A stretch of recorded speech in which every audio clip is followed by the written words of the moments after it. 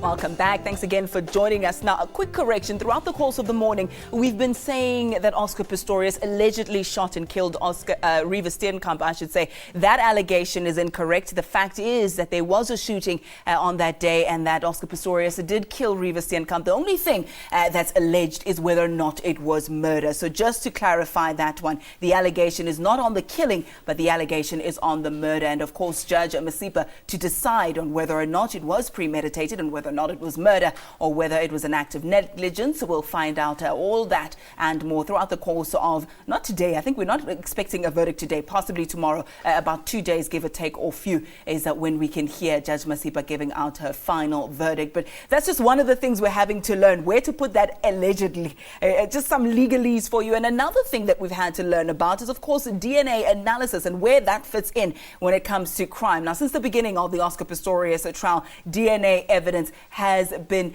playing a very crucial role in determining whether or not he planned to kill Reeva Steenkamp.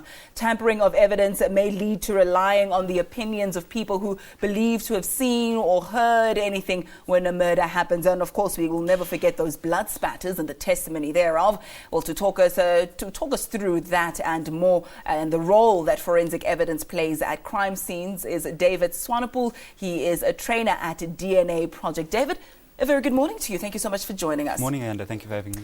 Firstly, perhaps you can talk us through the definition of forensic evidence. What do you mean by forensic evidence? Sure, yeah, Amanda, yes. Forensic evidence is basically any clues that you could possibly find at a crime scene and surrounding areas that would basically give you one of two things, or two different things. It'll give you an indication as to who the perpetrator of that crime is, and it will also tell you the events that surround that crime. So it's very important that this evidence is preserved in its entirety so that you can answer those two questions, as clearly as possible. Because when a crime is committed, there's someone who needs to be held account for it, and that evidence needs to pinpoint a specific person or people who did that crime. The events that surround the crime speak more to motive. So when this case is brought to court as well, the judge will want to know, why did this person commit their crime? What was their intention? And the evidence that's at their crime, or those clues at the scene, those clues will help to give that information. What do you make of the handling of the forensic evidence in this case, in one side, and on the other hand, the witnesses who were there to speak of the evidence there? Talk us through that. Great. All right. Yes. So there's eyewitness evidence, which is direct being involved in the crime scene, and there's also other circumstantial evidence. Now, the eyewitnesses that we're speaking to weren't actually at the crime; they didn't see firsthand what happened. Whereas the only eyewitness we have is Oscar himself.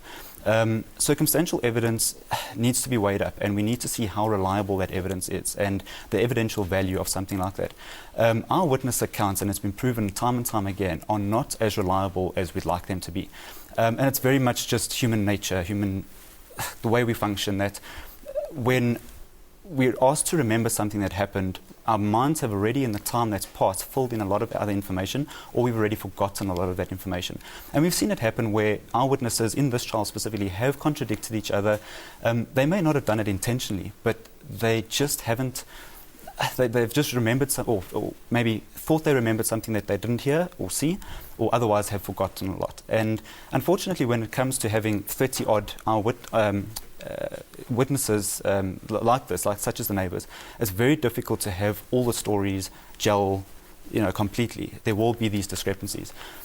Physical evidence, however, doesn't lie. It's at the crime scene. Only failure to detect it and collect it will make a difference. That is why, if it's disturbed at the crime scene, it's very important. Well, it's basically going to change the story around what happened, around those motives. And there were allegations of some disturbances with regard to handling the crime scene. There were, yes. Specifically, the one that I think is the most important has to do with something as simple as an extension cord.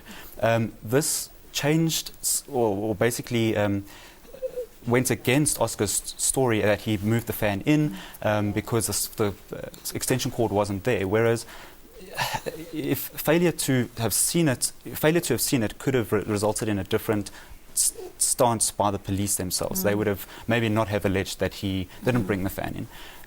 Something as simple as that can just, really mess up a story. Yeah. Okay, in about 30 seconds or so, just taking a look at the holistic picture now. Talk to us about the DNA Project, what it aims to do, and what this case has done to highlight that. Great, yes. The DNA Project is a non-governmental organization, non-profit organization that basically promotes awareness around crime scenes, evidence preservation, crime scene protection, and specifically focusing on DNA evidence because it can become contaminated so easily as well. So the Oscar case has really helped us to highlight how important it is to preserve the crime scene because these small changes can make a big difference in the bigger picture. Indeed, and as you've highlighted, eyewitnesses are sometimes very fallible. We are human after all, but the concrete evidence on the ground is very difficult to lie. It's very difficult to dispute. Well, let's leave it there for now. David Swanepoel is a trainer at DNA Project, giving us some analysis with regard to that particular evidence in the Oscar Pistorius trial. And as I said throughout the course of the show, every single angle that you can imagine we've got covered for you. Criselda Lewis continuing to keep an eye on the goings-on at the North Gauteng High Court. Will continue to cross throughout the course of the show. So stay right where you are. David, thank you again for your time. A quick ad break. Morning Live continues after this.